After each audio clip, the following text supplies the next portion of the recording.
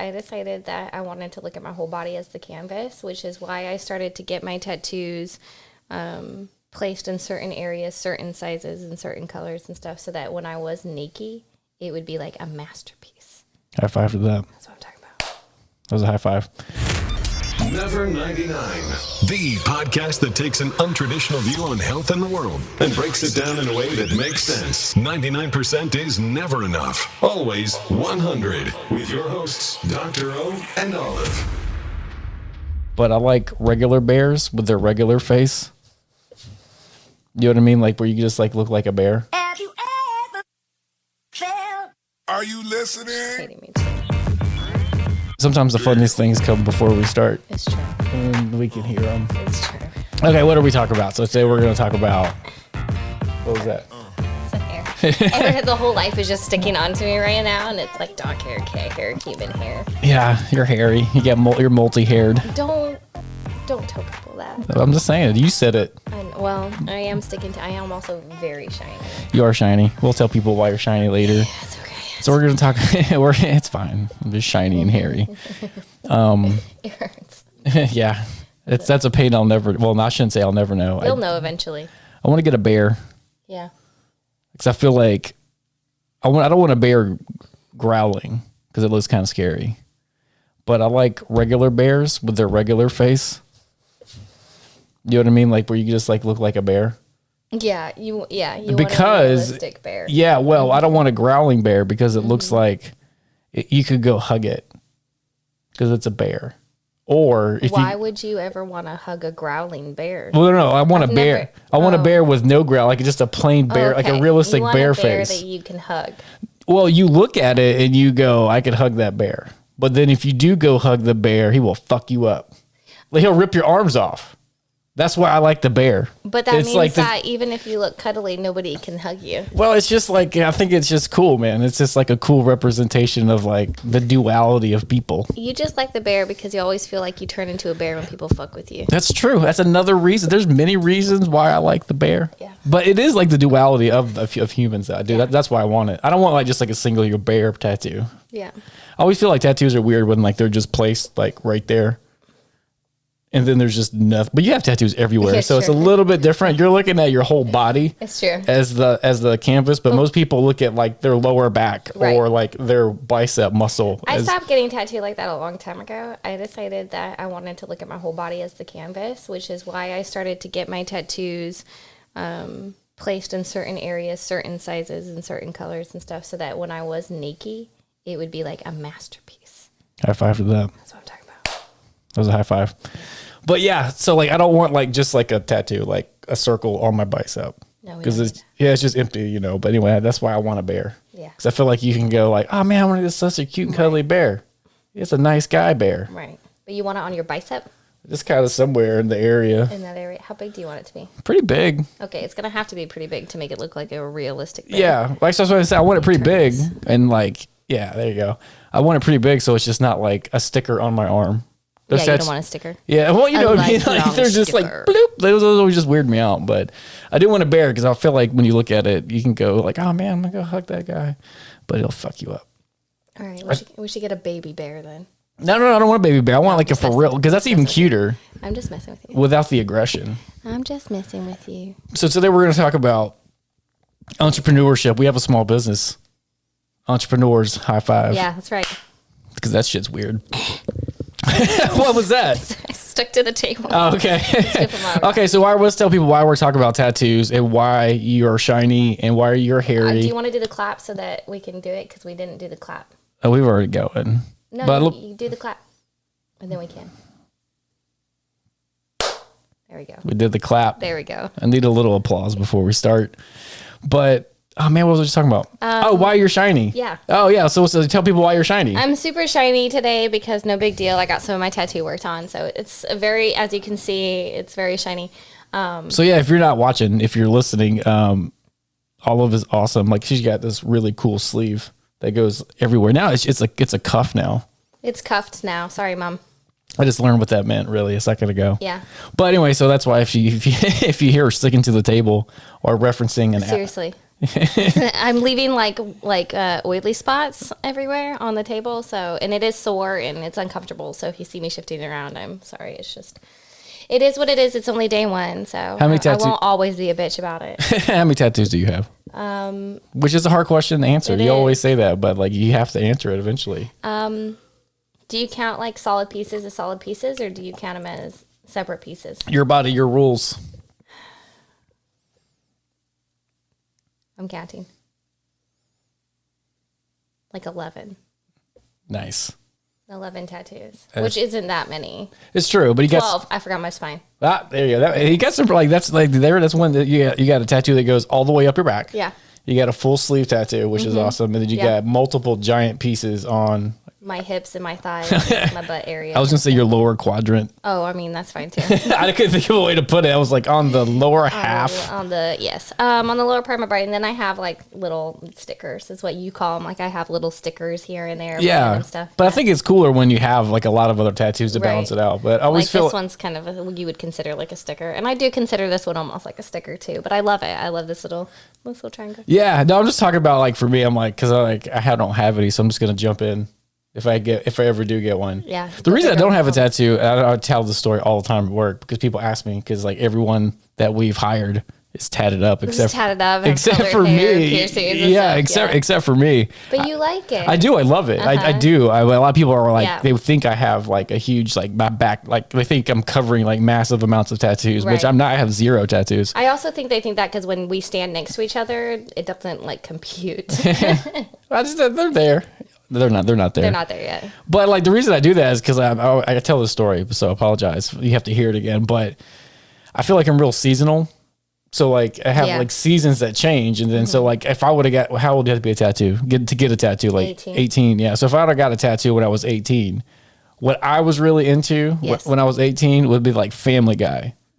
So like I would have had like Stewie Griffin or Peter Griffin on my chest or something, which back then probably been pretty funny, but now. Right. As a 38-year-old doctor who owns stuff, that would it's not the same. Yeah, I mean, I do have some tattoos on me that I got at 18 that I don't like Which anymore. One? I don't like the consonants on the back of my. That's true. Neck. You have mentioned that. I dislike that tattoo. I dislike the pirate on my leg. So these are all tattoos that I can get covered up, and I do have one really large cover up of the robot. And I got the robot when I was maybe 19 or 20 years old. So you're right. Like all the tattoos you're just doing seasoning through them. Kind of, redoing them. Yeah, it's kind of like seasons, right? So like I just 2 things. Like I'm scared of me changing and being like, why do I have Stewie Griffin on my chest? That was a bad move. Right. I don't know if I wouldn't do that now, but something that I see as important now, 15 years from now might seem trivial and, or dumb or ignorant or something like that. Who knows what? Careful. Yeah, right. So I know you have to get something that means something, and I get all that stuff. But so that's one reason why I'm scared to get one. And then I'm always really scared that like I'm going to get the bad tattoo artists. Like I know you research them and stuff. Like, like you see their work and stuff, but like I'm going to get them when they're hungover. It's gonna be like I'll just walk away. But the mic is in your face. Do you want to reposition your face or your body? Like, what if you moved your body more this way? I don't know. Come scoot this way because you're totally covered. Yeah, it's okay. No, I'm comfy. Just scoot your chair a tiny bit. Just a tiny bit. That was a tiny bit.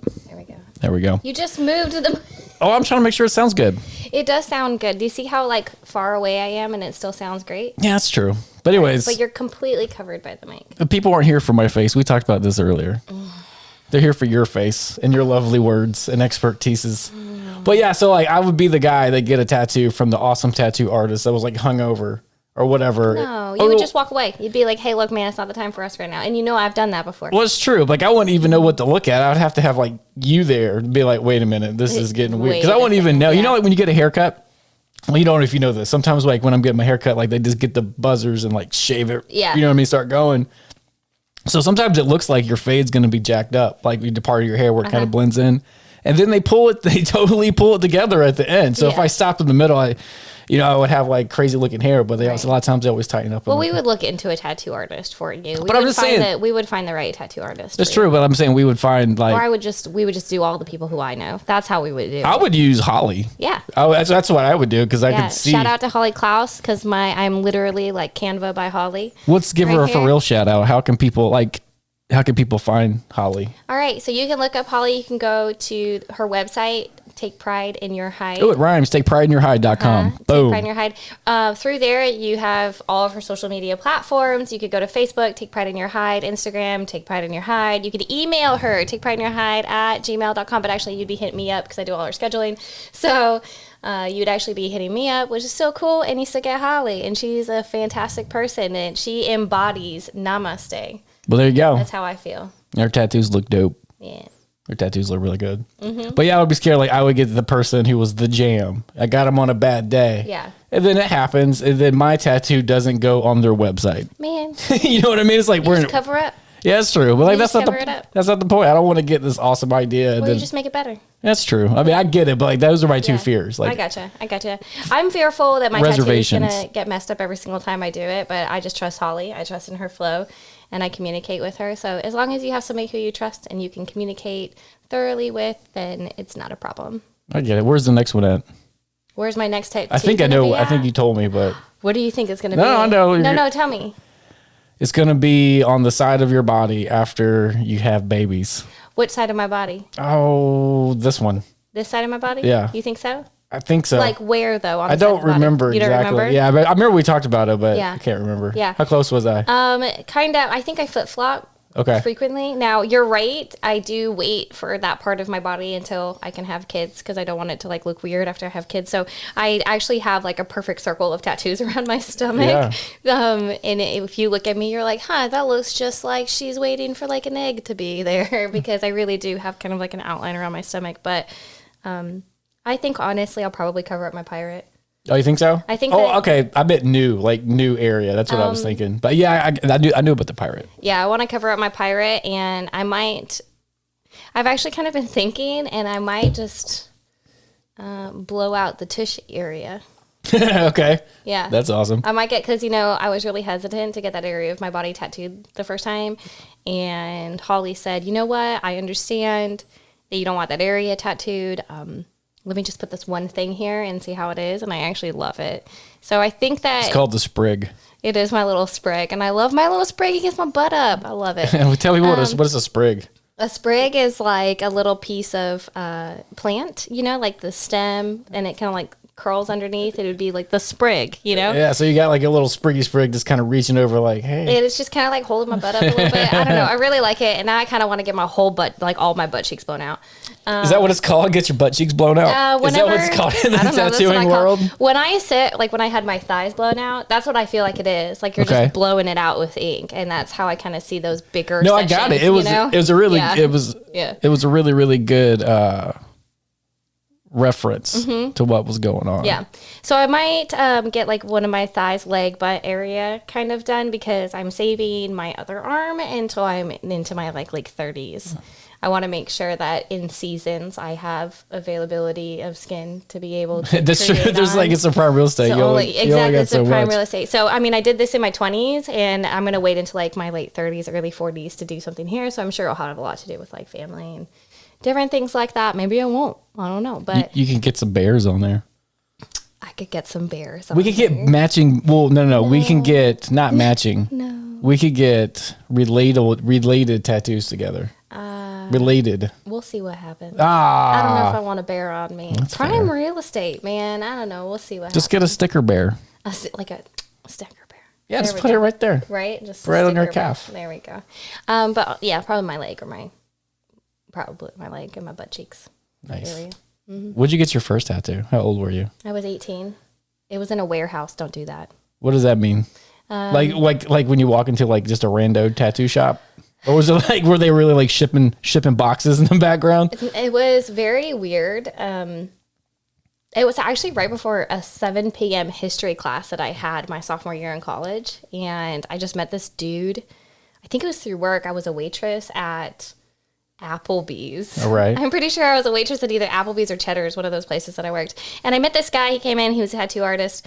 And Did you just do air quotes? I did air quotes. Air quoted. Because now that I know what a tattoo artist is like, this is not the same dude. But anyways, Air quoted tattoo artist. he told me it'd be $100. I wanted my maiden last name. To Is that the tattooed one? on. That's the one on my shoulder. It's my Yeah. maiden last name. Yeah. I have a married last name. So my maiden last name is on my shoulder, and he told me he'd charge me $100 for it. So I said, cool. So I went to this place, middle of nowhere, and I walked in. I was like, this is wrong. And I sat in an office with him as he like printed out the lettering and stuff, and then he stenciled it onto me and then tattooed it. And right after that, I went to a history class at 7 p.m. Don't take 7 p.m. Don't take 7 a.m. or 7 p.m. college classes. Yeah, that's a fail. It was like a 3-hour one too, because it was you went from once a week. 7 to 10. It was like a once a week class. Yeah, And that was it. yeah, Yeah. That's a bad time for that. Yeah, it was stupid. So what made him an air quote tattoo artist as opposed to? He had a tattoo gun and he knew how to put ink on me. Well, okay. That was it. But it doesn't look bad. Like the No. It doesn't look bad. He stenciled it on, so he like had that blue paper. I don't know if you know this, but you can like print it out on Yeah. papers, and then they put the paper on top of you. They peel it back, and it's like a tattoo. Yeah. And then they just trace over it. that's how I would do tattoos if I had to do them. Well, I have zero talent. That's what I'm saying. Like yeah. I would just totally Yeah. do that. And Holly does that too for different things. She'll do that, especially with like lettering and things. So it's not uncommon. That doesn't really make him a bad tattoo artist at all. It was just random. It was in the middle of nowhere. It was just very weird. What made you do it? You're like, you know what? This is the right move. I had right the now. opportunity, so I jumped on it, and that's the story of my life. All right, but I mean, like, there's tattoo shops everywhere. You could walk in. I had just moved to Columbus. I didn't Okay. know anybody. Gotcha. I was young, it I don't know, man. It is what it is. I was 18. Now I know better. Like, No. I'm for it. It was just like the world collided in We these were collided, and I circumstances, got and you're this like, tattoo. which my sleeve actually runs into a little bit. Like it kind of like meshes over. yeah, it, you know? yeah. But like this all like came to fruition, and you're like, I need to go get this tattoo in this warehouse. I think I just met this guy. He was an older gentleman, and I think he knew one of my friends or something. I don't know, man. It was cheap. It was $100. No, I get it. Tattoos are really expensive, so it was it's cool. It was a good thing. I got my first tattoo. Dude, I know I just told you the story like a week ago. I went to spring break, Panama City Beach, and I was a senior. So me and all my buddies from high school went, and then a whole bunch of my friends were supposed to go, including myself, were supposed to go get like Panama City spring break drunk tattoos together, all at the same time. I don't know if I mentioned to tell you that I was supposed to be with them when they went. Yeah, I think I remember this a little bit. Yeah. So anyway, some stuff happened where I was too sleepy to go from hanging out, so I couldn't make it to the tattoo shop. But so then my friend Brian went. He was really, really, really drunk when he went and got this tattoo. He went and when he got like this, it was like a tribal symbol on his back. Oh, Brian, that's the worst. Brian, if you're listening, your tattoo's garbage, man. Sorry, Brian. Dude, he knows it though. He used to hate it when we picked it up. So anyway, he got like this tribal symbol on his back, right? So there's a couple things wrong with it. At first glance, you're like, it looks like some sort of tribal symbol, right? Okay. But when you look a little, and he didn't do this on purpose, but like when you look a little deeper at it, like it had like the circle with like some things attached to it.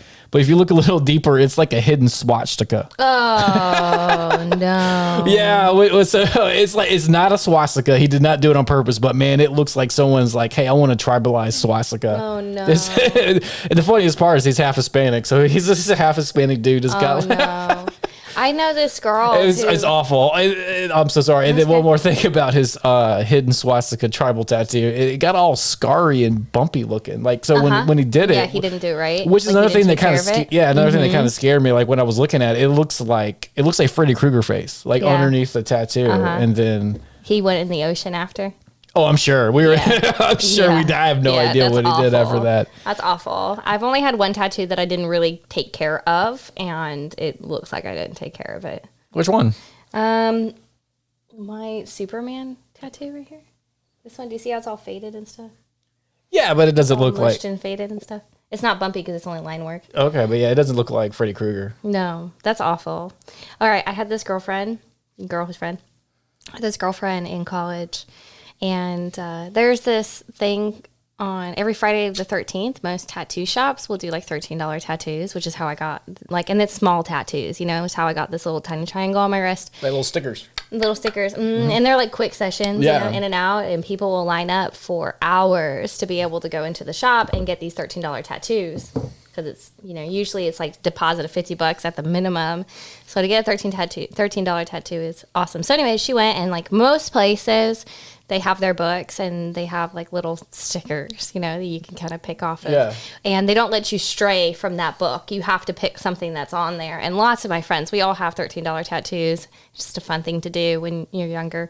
But she got a tattoo of the little half moon and the star, Yeah. which is actually is it Islamic?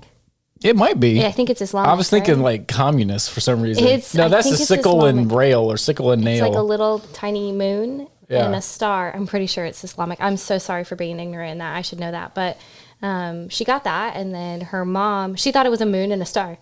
And her mom was Well, like, it was a moon and a star. It was a moon and a star, but it actually wasn't. It was actually like, and the tattoo artist didn't even know. The tattoo Yeah. artist was ignorant in it.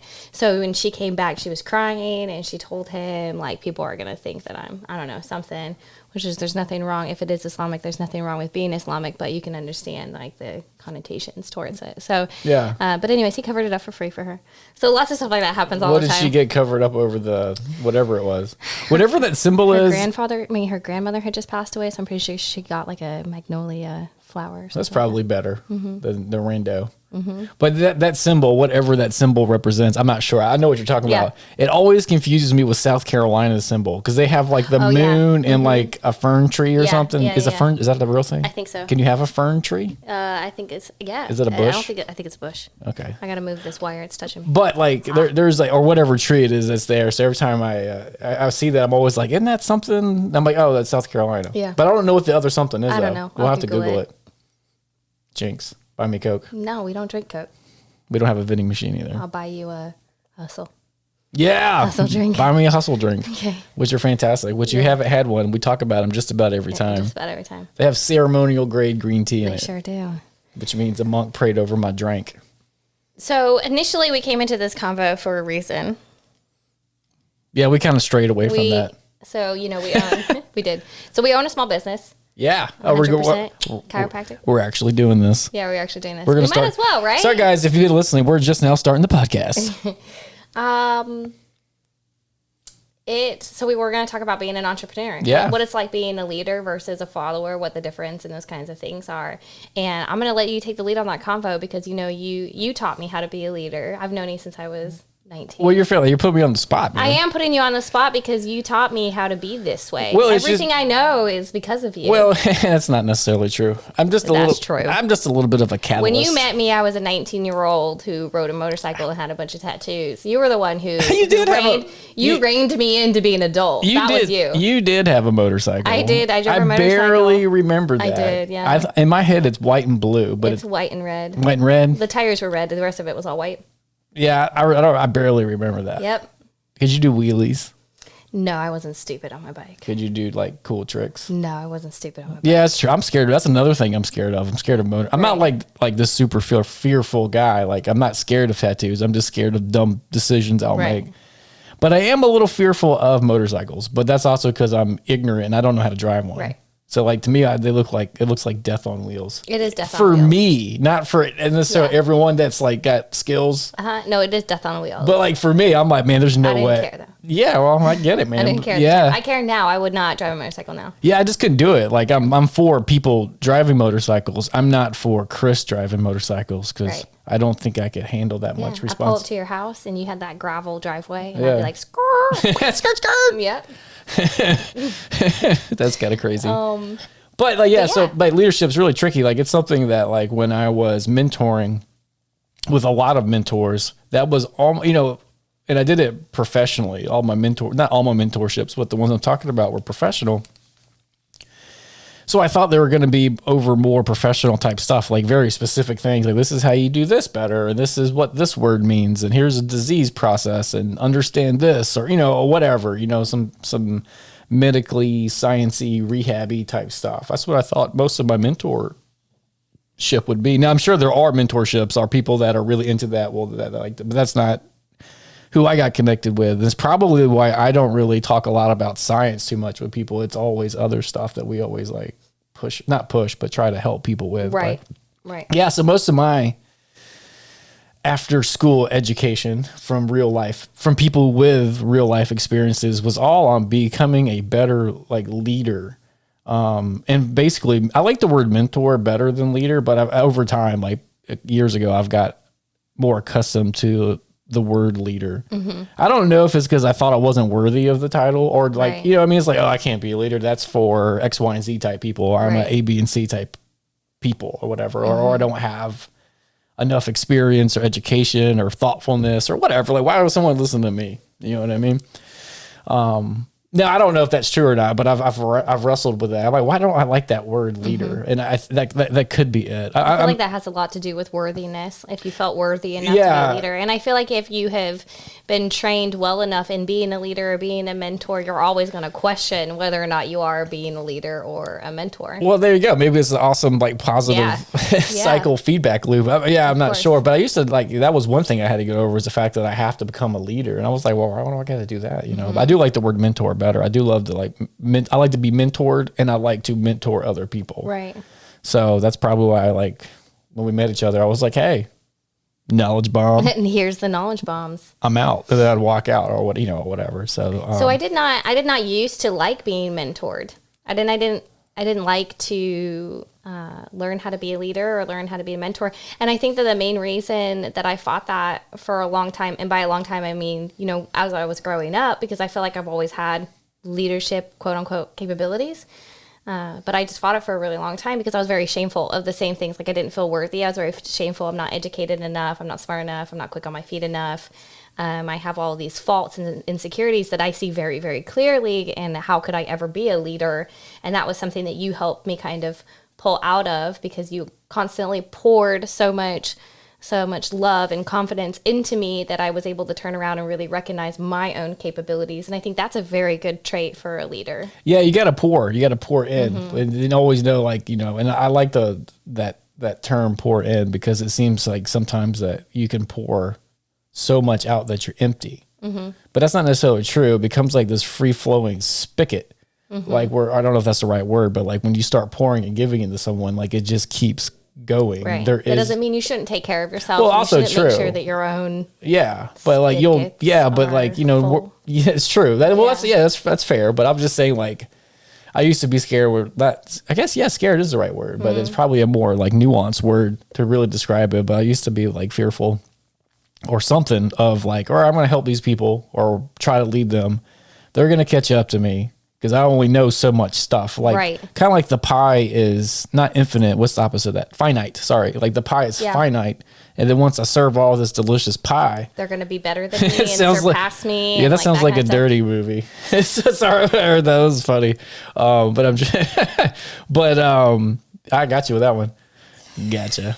I feel like she always tries to not laugh at my jokes when we're doing these. But when I'm, you know, when you like, or whatever this delicious dessert is that you have in leadership, like your leadership dessert, if you know, serve it out to people, that eventually it'll be gone. And then, now that's true. Though sometimes people that you're mentoring, they outgrow you as a mentor. It's supposed to be like That's that. though. exactly right. Like Yeah. that's exactly. And Because then that person passes it on, and that person passes it on, and then all of society grows and learns and flourishes. yeah. And then that person will go leave whoever, like leave our mentorship or whatever, you know what I mean, whatever it is, and go find someone who knows some other stuff and some new Right. things that they're interested in, you know what I mean? And it branches off as we go through there, which is beautiful. But then also as a person who's like, as the leader, you know, like you do, I don't know if you have a responsibility, but it usually comes with the territory of like improving yourself as well. Like usually if you're pouring into someone else, you're doing some sort of self-improvement as well. So Self-improvement has always been so difficult for me to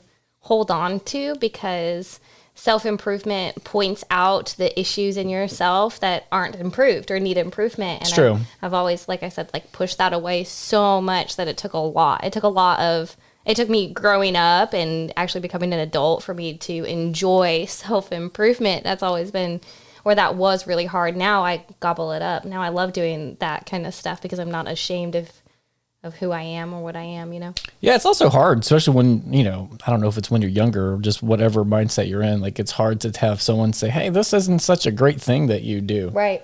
And then most of the not so great things we don't do them consciously. We're not like, oh, I'm going to do this to this person. I'm going to say, I'm going to be a jerk. I mean, sometimes we do, but it's just like these patterns that we get into, and we do the patterns but you do them unconsciously. That's what they're called, like psychology. They're like these psychological patterns that you get into, and there's always a payoff. We do the pattern, and a lot of the times, like for what you're saying, the payoff for what you're mentioning would be like something like protection. Like less like pain, less pain. I do no this. friction, no growth. That's fine because it doesn't cause friction. Yeah, it's growth true. Causes friction. Yeah, right? so your body, your You're brain, protecting it. So your brain goes, okay, cool. I don't feel uncomfortable, so I'm going to continue this pattern. So who was it? Which mentor or which leader was it that was able to get you out of it? Or do you think that as a young adult, you always had that drive, and then when you were introduced to your first mentor, then it kind of skyrocketed? Or did your first mentor have to break through those things like you had to break through them with me? Probably both.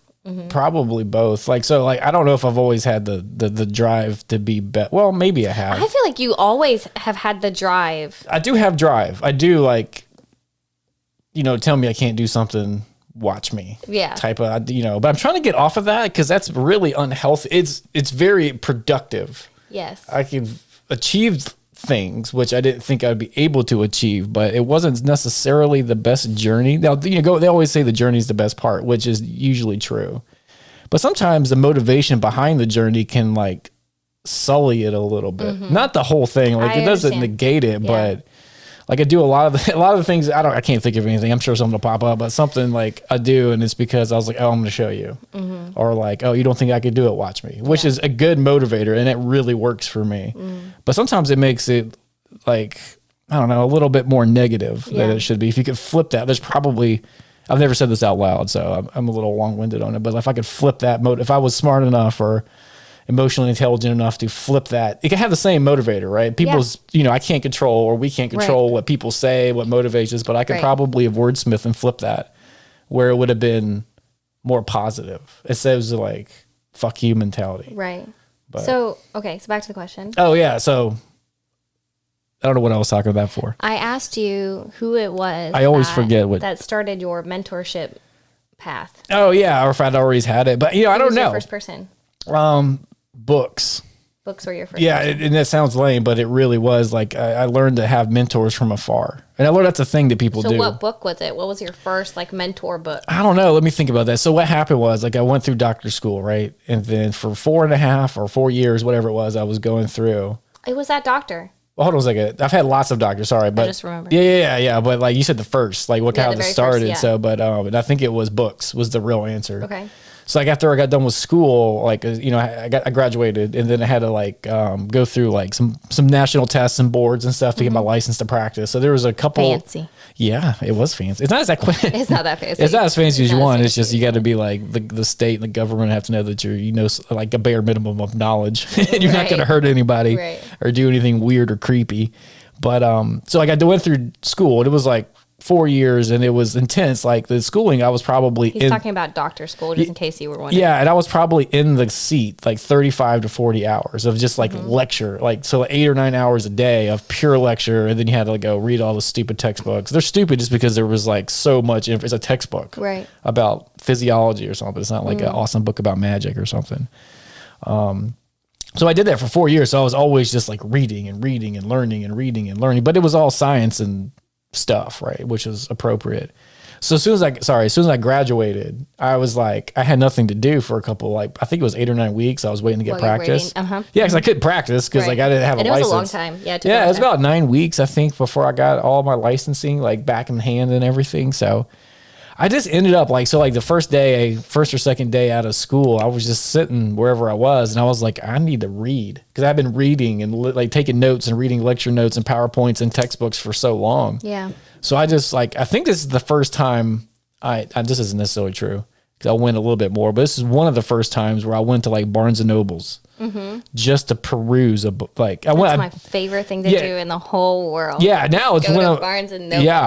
It's one of my all-time. I love going with you. That's why I love. Oh, really? Yeah, I like going because we like some of the same kind of books, some different ones. So it's kind of cool. Like it's magic and learning. I don't know what it is, but we just love those things. Yeah. So sometimes you'll pop up like a book. You're like, oh, I've read this one. I'm like, oh, bet it's awesome, but I would have never picked up based off the cover. You know what I mean, or whatever. But so yeah, it was one of the first. I had been to bookstores and buy books, but it was with a purpose. I didn't like peruse. I was like, I want that book. I need it for class. I need this, whatever, you know what I mean? So I didn't have anything to do, so I just went and sat down and opened up these books and just started crushing them because they were very easy to read because they weren't physiology and like differential diagnosis and crap like that. So like the vocabulary was just regular people vocabulary. So it was easier to read. So I was burning through books. And then they happened to be, I don't know why. Oh, because I was like, oh man, I'm probably going to open up a business because I have to like take care of people. Yeah. I was like, how do you be a manager?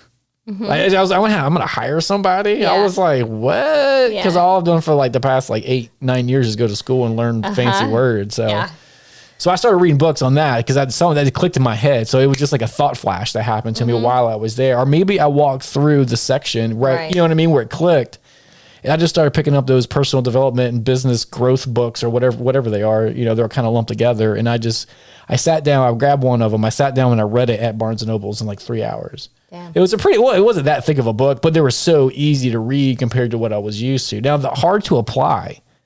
Some of the concepts are super hard to apply, but understanding what was in the book was super easy. So I just started. I remember that first day, I think I read 3 books. I was there for like 12 hours and I just like burned through these books. And one of them like was very cliche, but it's a very good book. I've actually wanted to get you to read it, but I think we're past that now. But it's What? good. It's called The 1 Minute Manager. The 1 Minute Manager. Yeah, it's very cliche. Hold on. That sounds really familiar. It's a I feel like I read that not with you, but along with you, like a long time ago. You maybe did. It's a when very I was like a sophomore and junior in college. yeah. It's a very cliche book. Meaning, It's kind of small. yeah. I think I read that a long time ago with you. It's probably like this big. That's a small book for me. Yeah, that's what I'm saying. But it's not a pamphlet. Yeah.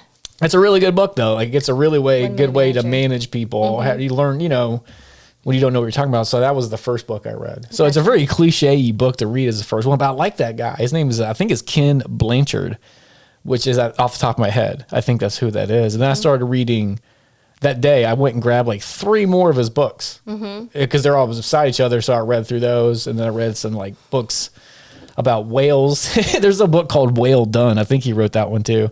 That's a really good book. Really? Yeah, because it's about how they use positive training to train killer whales Oh, okay. to get to do what they want to do, like at SeaWorld and stuff. And, Orcas? yeah, and then how to apply that to people and to help use positive to like, All right. like All if- right. All yeah, right. so the whole premise of the book is like they use the animal trainers, like how you get a killer whale to do what you want to do, right? And they go through how they do orca.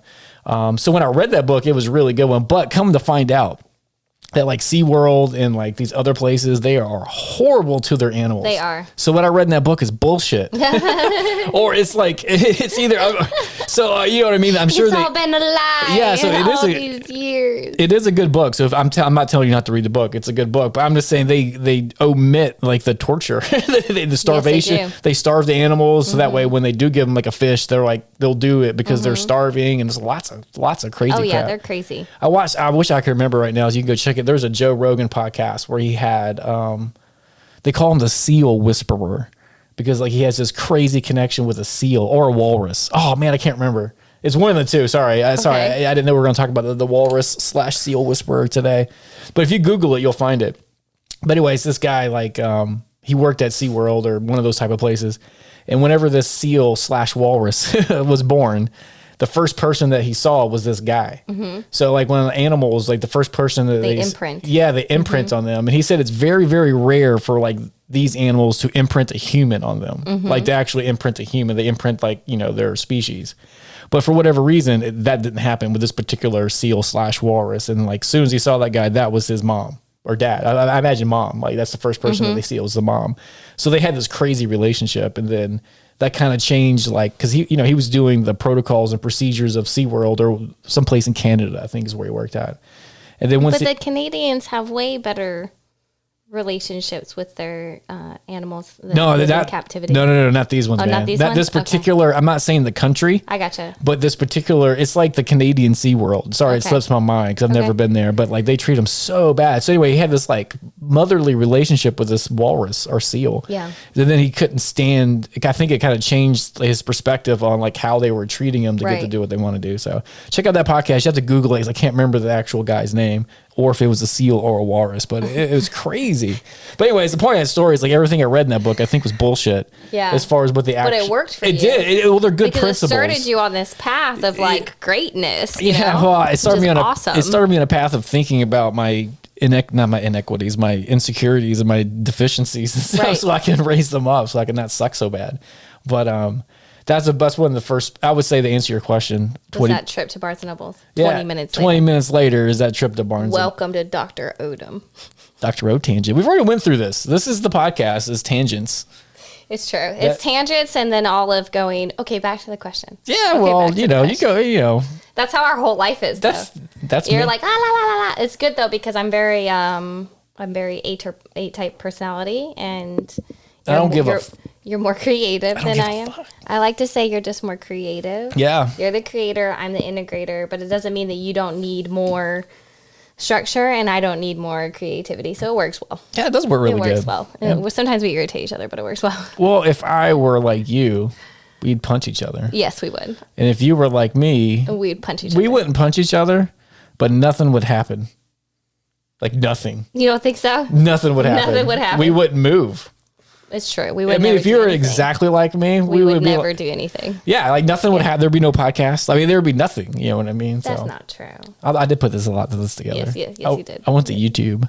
You did the YouTube. I learned a lot, and I bought a bunch of dumb microphones and recording equipment. But now I got figured it some out, man. sweetness. Yeah, I got the Figured it out. sweetness. So, okay, that's pretty interesting. So yeah, to answer your question, like it was mentor, Barnes and Noble and then trip, and then that really let me know. And then after that, I kept buying books. Like I've never bought so many books in my life.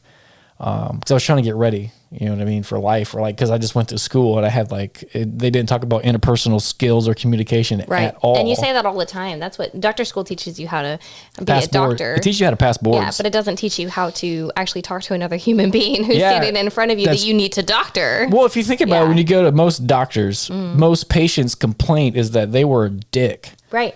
They Yeah, didn't listen to me. yeah. They didn't. Yeah, those kinds That's, of I things. mean, they rarely Yeah. complain about like their treatment plan, diagnosis, procedures. I mean, that does happen sometimes, but like almost every single person complains about the communication. It's true. And then that's why people love certain doctors, because if you listen, they either save their life, which is, I get that, or it's like, they talk to me, they listen, we communicate. He listens to my needs, wants, and desires as opposed to what I want to have happen. Like the patient expected outcome is an important part of healthcare. So, I mean, we talk about this all the time with our team in our own office, is we strive very, very hard to not be a sliding door doctor. yeah, well, tell me what that means, because I think I made that term up. I think you made up the sliding door doctor, but I made up the creature who lives behind the sliding Okay, door. so the sliding door I'll talk about. So you ever go to like a doctor's office? Like they're kind of disappearing now, but there's still some. There's still a lot, actually. I was just at the doctor last week. Okay, yeah, there's still some. There's just yeah, tons of them, where yeah. like when you walk up, it's all weird. So weird. when you walk in there, and they have like that. They have like the plexiglass iced. that's iced over, like, shaded over. And then they slide the door. And they pass the clipboard, and it has the little sticker thingies, and you write your name and the time you arrived, and if you're a new patient. And I then always feel like as soon as they slide the door, it's like a monster behind. That's what I'm saying. It's Go a ahead, creature. License and insurance yeah, card. yeah, It's exactly. like, and they don't they ask you snatch your it from name. you. They don't Yeah. tell you their name. They don't say hi, thank you for coming, or any of that stuff. And it's like I always tell, what's the creature who, if it eats after midnight, it becomes a creature? There's a name. Gremlin. Is it a gremlin? Yeah. But there's like a movie about one of those guys. Gremlins. Is it called Gremlin? She just headbutted the I microphone. don't know why I keep doing that every podcast. But no, hold it's on. like Yeah, the Gremlin. Like they close the door. Hold on. There's a movie. There's a movie. It's called Gremlins. Is it The Gremlins? second one is called Gremlins 2. I think there's a third one that went straight to DVD. It's probably called Gremlins 3. Is it really Gremlins? I Yeah, feel like there was a Google name for it. that creature who ate things. Well, if you're Maybe talking they about can- like if you eat after midnight, Yeah. if you get them wet, Yeah. that's gremlin. Oh. So the gremlin is the bad thing. Okay, so Gremlin. So there's it's the like, cute thing. I forgot the cute thing's name. I don't know, but they close the door, or they open. They take the clipboard back, and then they close their little frosted plexiglass window thing, and it's like everybody becomes a gremlin on the other side. They're like, we're gonna suck the blood. Like as soon as you slide, as soon as you hand them your insurance card, like Yeah. it's after midnight, and they It's after eat, midnight, and they get and they wet. wet. Yeah, and everything goes downhill from there. Yep, and that's what we strive to really, really not do in our office. We want to make sure that everybody feels as comfortable as possible, and especially during their first couple of appointments, we want to give them a more concierge. Yeah, Yeah. the Health word? concierge. Yes, That's right. And to walk you through the process rather than you kind of come in and you fumble around, you don't know where you're going, you don't really know what's going on for the rest of your appointment. We always really try to communicate with our patients as much as possible. Hey, this is what we're going to be doing. Do you have any questions? Let's do it together. Let's walk through this together. Because we, interpersonal relationships is very, very important. Yeah, it's super important. There's a lot of different kinds of doctors that are doing that. And like all kinds of doctors are going to. It's got a cool name. I can't remember, but like I know it's generally called like health concierge service or something like that. Yep. And it seems to be most doctors that are not relying on insurance. Oh, really? Are taking the, yeah, most, they feel like, because, if you think about it, if you have insurance, like, it's like the patient's not necessarily paying for the care. You know what I mean? They're not paying $300 for a blood test or whatever. So it seems like, maybe it's human nature that the people that are providing the procedure, not getting it, not the patient, but the healthcare providers know it's fine. They're not the ones paying. They have to pay your copay and deductible. I get that. But like, you don't have to give them service. You know? Right. Just like if you go to a restaurant, like if you have to pay for the steak, and it's $80 for a steak dinner, like you'll get really good service as opposed to, I can't think of a place you could walk in and get a free steak. Right. If you, let's say you had like a Wix card or something for it. Yeah.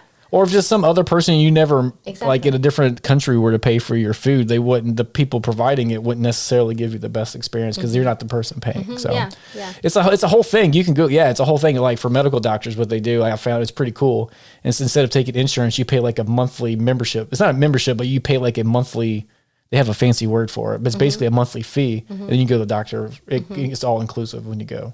So it's kind of cool. Yeah. So we don't do it, take that last little chunk out, but as far as the experience goes in our office, we really, really try to do that. Yeah. So, so question, what do you feel like is the most important thing that separates a mentor / leader compared to a follower? Are you trying to get this podcast back on track? Yeah. Hold on, let me drink some of your water. Always do it. It's cold. Yeah, sorry, I drank mine already. I don't think I answered your other question. Yeah. I don't think I finished answering it. There was a two-parter, and I just went on about Barnes and Nobles and reading books and stuff. Remember. It's all good. All right, well, what was this question? What's the difference between being a leader and a follower when you are, in general? Well, that's a tough one, man. Yeah. I guess like you have to have like unbridled belief in the future and that you can make it happen. Yeah. That's just off the top of my head. You have to be passionate about what you're leading. It's true. That's also, it's multifactorial. You have to be bought into the idea of it. You have to be passionate about it. And then you need to be able to have the stamina to push that through. Yeah. Yeah. There's a new word in psychology. It's called grit. It's a book I've been telling you about. We should read it again. I need to read it again too, but it's about passion and preservation towards the goal over time. But that's what grit is. Like they define it psychologically that way. So like a lot of people, let's say they get all fired up about something, like they want to have a podcast because it's fun and it's exciting. We get to talk and meet people and, but then I think the average on iTunes is 6 or 8 episodes. So most people do it for 6 or 8 episodes. Right. And then they just stop doing it because they had the passion at one time and they were like, yeah, we'll go all in for 2 months to do it, but then they lose the the passion, the grit, Yeah, so they lose the grit. They lose their I can't say, I almost say preservation. The perseverance over time. Yes. Yeah, that's what I'm talking about. Yeah, but over time. So like that's important, that factor. But you got, I think how multifactorial,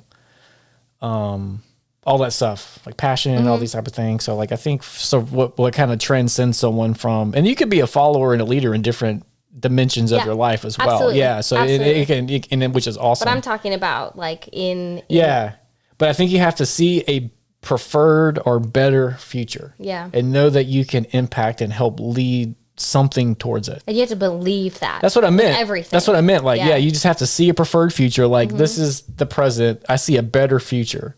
And then know it, with all that stuff and go, and then I can help blank get there. One person, people, community, whatever the thing is, you know what I mean? Or a certain subset of a community or group. And then all the other stuff comes. They have to be bought in and all this stuff. And then you have to have grit because most people quit. It rhymed.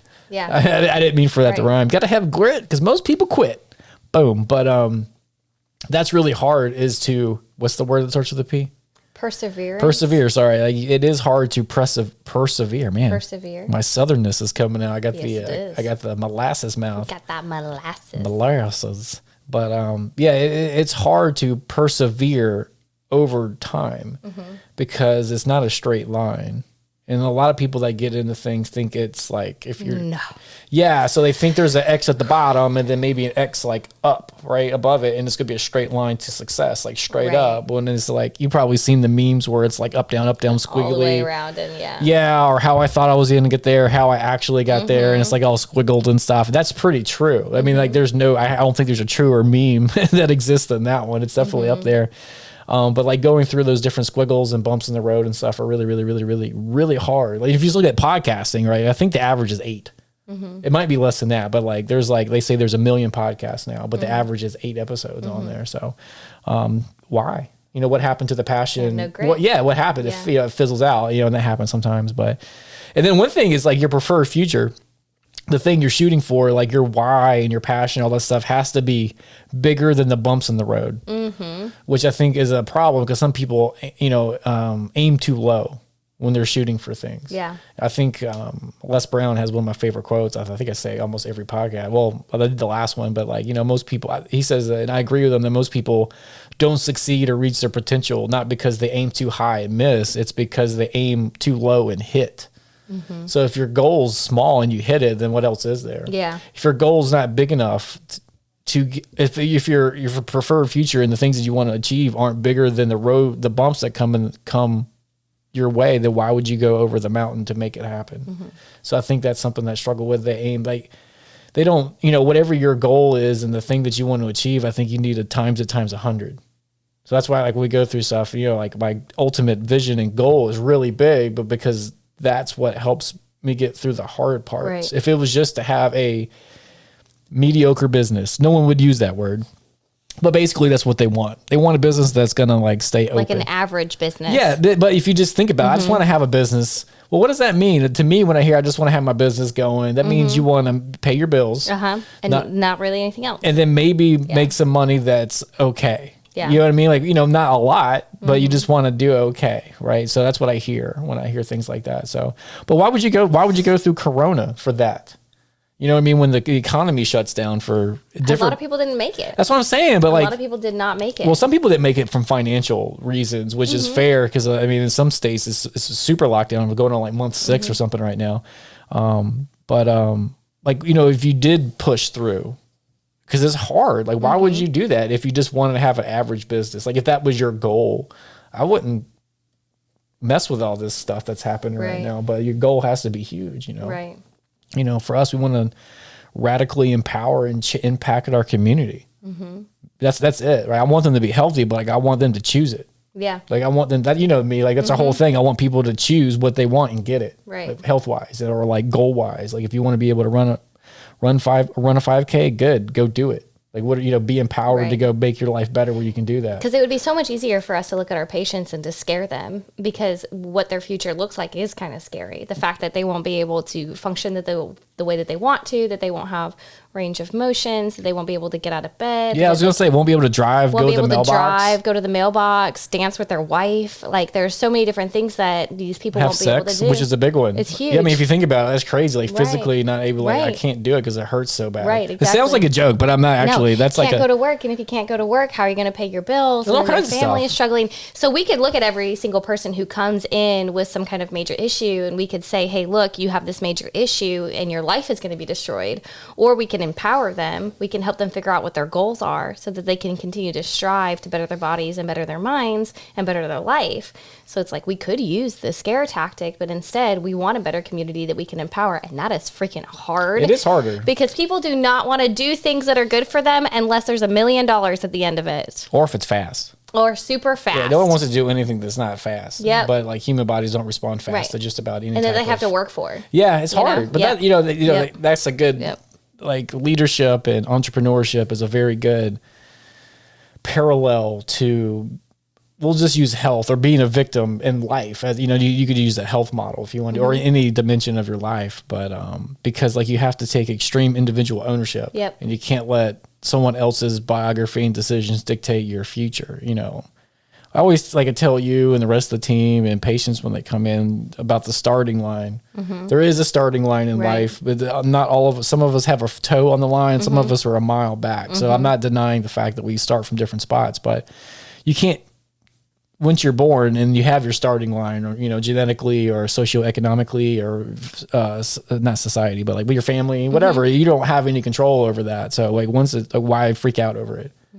You know what I mean? Okay, boom, this is what's happened. But some people will take those different sadnesses that you can have and then embody them and then blame all those ripples around them for all their problems. And I'm not saying that those ripples don't cause problems, because they do. They do, yeah. They definitely do, but you're going to have those problems whether or not you freak out about them or not. Exactly. You know what I mean? They're still going to be there, so you might as well take ownership and then get out and get as close to the starting line and get going in the race of life, as opposed to blaming other people for your circumstances. And like, and it's the same thing. Sorry, the kind of the parallel between, I think, when in health, like, you know, that's all you can do is take individual responsibility for what's going on for your mind, what's going on for your body, and what's going on for your spiritual health, and then work on making it better. It doesn't matter where you started at, you still have to do it. And the same thing when it comes to owning a business. It's like you can't blame your location, you can't blame your team. If you're the hiring person, you can't blame the team. I'm the hiring person. Yeah. You can't blame them because you hired them and trained them. And then if they're not the right person, then you need to get the right person in. Right. It's okay. You know what I mean? So like you can't, but like a lot of people will not take responsibility. They blame their location that they picked. They blame their team that they hired. Right. Or they blame someone else's finances, or they blame their marketing company that they hired. You know what I mean? So you can't blame all these people. Now, I'm not saying it doesn't play. It does, all it's factual. Those are all the symptoms. Yeah, and we talk about that all the time. But those are all the symptoms. But it's not the causation. It's not the cause. The cause is you. You're the they. You're the hirer. You're the firer. You picked a location. You did the build out. You designed it, or whatever. You hired the person who did that stuff, or whatever. When it comes to business, and you chose it, or you're the they that chose to go into that venture. So you can't. You have to be aware of all the different factors, just like in health. But then once they're there, like for our business or our office, like that's not going to like magically transport to a different city. Right. It's there. It's awesome. So you can't blame. But once you set that in motion, you have to take, individual responsibility and then work on the deficiencies and work on making them better, just like you do in your health and in your life. So what's the difference between what you've learned? Did I answer your question? Yeah, kind of. Okay. What's the difference between how you learned how to be a leader in your regular life, meaning like in your day-to-day life, and also when you were a doctor but working in somebody else's office, versus being a leader now that we have this office that is solely dictated by us? How has your leadership changed through I thought you were going to say by me. I was like, it's not dictated by me. That's what I thought you were going to say. I was like, girl, us. I know. I was like, girl, don't lie to the people. It's dictated by me. Yeah. No, I'm kidding. He has a lot to say. I have it set up like the mob. Like no one talks to me. They talk to her, and then she talks to me, and then I talk to her, and then she talks to everybody else. It's fantastic. I learned that I love mob movies. Like when I was a kid, very weird. I don't know why, but I took the mob movie, and they were also very popular in the 90s. Yes. Like huge, like with like, Robert De Niro and like, Scarface and, Al Pacino, stuff like that. Godfathers, which, I get it. We're in the 70s, the first one or whatever. But, yeah, I always took to those movies, and like I always learned. Like they teach you in the movies why they have the Italian mob set up in tiers, and like it's a hierarchy, a power hierarchy, and then why. So I took that. So we're not. I mean, like I do have it set up that way where like hardly anyone talks to me but you. So it's kind of cool. That's good. That wasn't the answer to your question. Nope. That was just a fun fact. Fun fact about our office that I love. Oh man, I love. Go through me. Yeah, talk to him. But yeah, I know, right? But I was just saying, like, try to catch me on the phone at work. It ain't happening. It's not happening. That's not going down. What was your question? What is the difference in your leadership? Like, what has changed from before office to now that we have office? Yeah, because you were talking about like trying to be a doctor and like lead when you don't own the office, which is nope, that's not what I asked. You did. That's what you want to talk about. No. You watch. I'll record the tape. Go ahead. Did it. What did you say? You did it. What do you think I said? You said, what was it like to lead when you're not in charge, basically, as opposed to being in charge? It kind of what I asked, but not quite. I did it. I don't want to know about the before. I want to know how you've changed now. Well, it's like way harder when Yeah. you actually like there is no one else to blame. Yeah. So like that makes it harder and easier. Yeah. Because when you have someone else to blame, you have the opportunity to blame them, whether you do it out loud or mentally. Right. And most people do it, inside of your head, like, man, if that guy would just do this, man, this would be Right. this is all their fault. Or if she would just do this thing or stop doing this or fire this, whatever, then everything would be great. Like they're keeping me back or they're doing this, right? So now I don't have that option. Okay. It doesn't exist. There is literally no one I can go, you know what, man, that person, if they get out of here, it'll be way better. Yeah. You know what I mean? It's all on you. Yeah. So like that option doesn't even exist. I can't even toy with that option psychologically or mentally. I can't even, I wouldn't say it out loud, but I can't even bounce it around in my brain. So like I'm fully aware of that everything stops with, with all the decisions that we make. So, Right. and I can't blame anyone. But to answer your question, like that scenario being gone, some people will thrive in that environment of being at the top of the hierarchy, being at the top of the pyramid. Yeah. And then some people will collapse at being at the top of the pyramid because there's a lot of stress and pressure because everything you do has consequences. Whether Right. generally, if you just think in the pure business model or just business, not like in healthcare, all the decisions you make have a financial impact on the health of your business and yourself, which also like for me, it impacts like the team, like the employees. Like I don't look at that as like children. That's not true.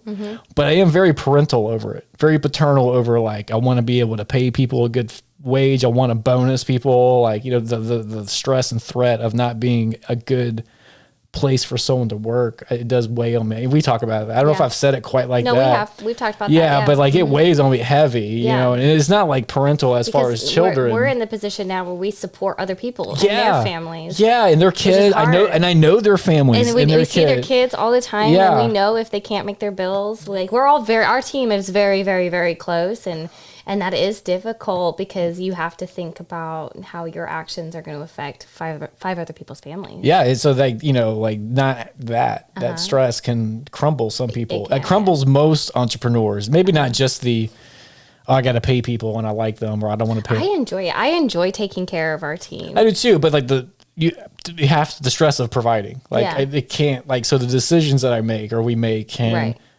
ultimately we have to shut down or we have to fire three Which people. we've had to do through COVID. I Yeah. mean, we didn't have to shut down completely, but we definitely had to minimize and we had to furlough people. It was hard. We had to have hard conversations with people where it was like, hey, you're not going to have a job for this bit. But the thing is, TBD.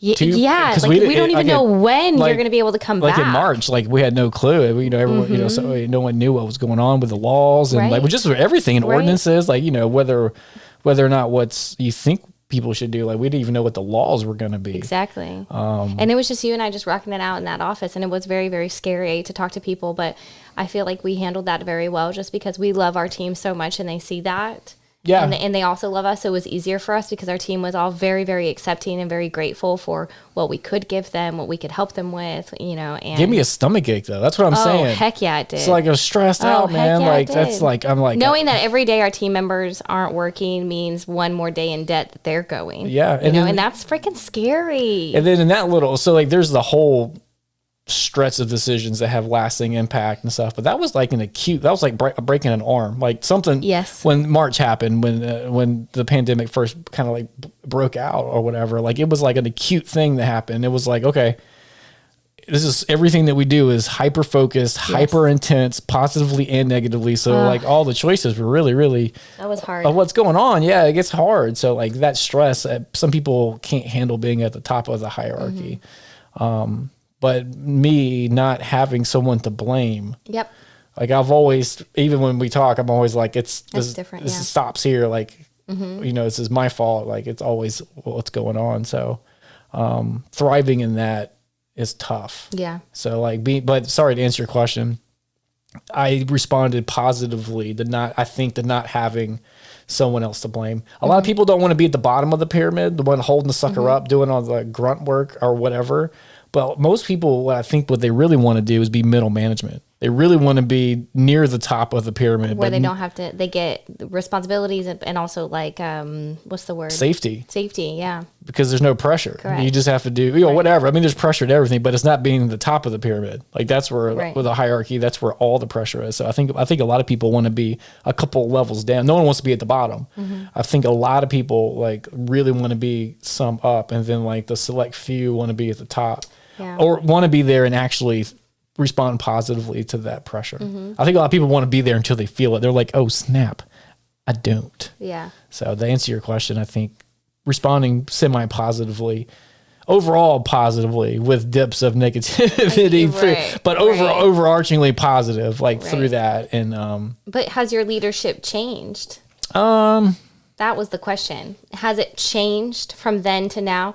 Like when you were working at other offices, I would say you weren't in control. You were the doctor, but you weren't in control. Yeah, I would say it has changed, because there was someone to go, hey, fuck you. Like it's his fault. Yeah. You know what I mean? And a lot of people didn't like that particular person. Or I don't know if they didn't like him. He was just very polarizing. You know what I mean? So like there was it was different because I was middle management. It is different when you're not leading from in front. It's harder.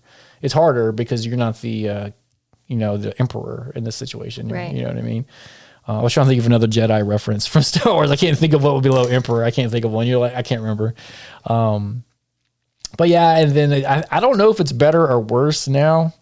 It goes through waves. I'm not asking if it's better or it's worse. I'm asking how your leadership has changed. What I'm saying is probably changed for the negative. For the negative. How is that? Because it's hard for me. And this is where I need help and mentorship right now. Actually, I have a hard time separating. Or not separating. I have a hard time simultaneously being a business owner, an entrepreneur, and a doctor. Like I struggle because they're different in outcomes and objectives. As a business owner, you want to expand and grow and be profitable, pay people, pay off your loans, like stuff like that, which is great. I'm for it. But as a doctor, sometimes I just want to take care of people. And then sometimes those two worlds will butt heads a little bit. Yes, not a lot, but they do. You know what I mean? So I have a really, really tough time with that. I would prefer to be one or the other. It's a lot of caps to wear, a lot of different emotions to sort through as you kind of navigate different situations. And I can see that. Yeah. So like sometimes like I get a little overwhelmed, but sometimes it depends. I get overwhelmed with some of that stuff. And then when I'm overwhelmed business hat owner, then my leadership suffers the most. Because I get like my stomach hurts sometimes, or I get stressed out, or I got to think about this and read spreadsheets. Shut down, Sometimes when anything's overwhelming, a lot of people, when something is overwhelming, you don't see a way out or see how to get. Like sometimes you shut down, like because you don't know how to do it. So I always try to fight that when I feel overwhelmed. But when I feel the opposite. When I feel like the business is on autopilot, which happens, like it's all cyclical and seasonal. Like sometimes it's on autopilot. I'm like, cool, that's on autopilot. Then like if I focus more of my energies and efforts on being a healthcare provider, and then my training and my leadership gets better, actually, the more doctor hat I have on. I would think it would be the opposite. Like if I were to bet money, like before doing this, I would say I'd be more like business. I'm like, I got to train the team and like, No, it's hard to do both at the same time. Yeah, but when I feel it's hard to do both. Yeah, when I feel very heavy business owner, like my leadership suffers dramatically because my bandwidth is 99% used on something else. When that's on auto and I'm flowing in healthcare, like it's like 99% on what's in front of me, and it's all focused, and then I respond better leadership wise that way. So I answered your question. You did. I did. I got to it. Yay! You answered it. I did it. I really appreciate that. Yeah, you drank all the water. I'm sorry. It's okay. It's almost time anyway. I'm going to drink this water. Okay. That was pretty good. All right, are we done? If you want to be. Do you want to be? Sure. What did we talk about today? We talked about tattoos. We talked about tattoos. That was fun. And which hurts really bad. And I don't think that the lights are helping. It's making them hot. We talked about tattoos. It looks shiny. And we talked about leadership. Nice. Where you learned how to be a leader. Where can people learn? I asked you all the questions today. You did. You didn't ask me any questions today. Oh, man. It's okay. You're good. You kept it on point. I asked you Yeah. questions about your tattoos. False. You did. See, You I did ask interviewed. the I tattoos. tattoo interviewed you. Yes, you did. Okay. Yeah. Yeah, that was good. I told you would lead this though for this style conversation more than Leading means then- I'm the one getting interviewed. I wouldn't even say it was an interview. Well, you know what I mean. I was the one like talking. I was just talking more of a provider of the conversation topics and then being able to expand on those more, mainly because everything that's in my brain about being a leader or owning a business comes from you, and you've been in a professional role longer than I have because I had Andre. So this is probably opening up this business has been the most professional role I think that I've worked in. Yeah, me too. So you have more experience. You What? have more experience on that than I do, for sure. So I told you you would lead most of the conversation anyways, All right. but Tangents. I had like 3 good tangents it's today. great. I kept asking you questions and you were just rolling with it. Yeah, That's great. Well, that's all I need. Yep. I know. I need someone. I need a jump off spot. But hey, I'm going to ask you a question. Oh, okay. Where can people find us at if they want to talk to us and be our friends?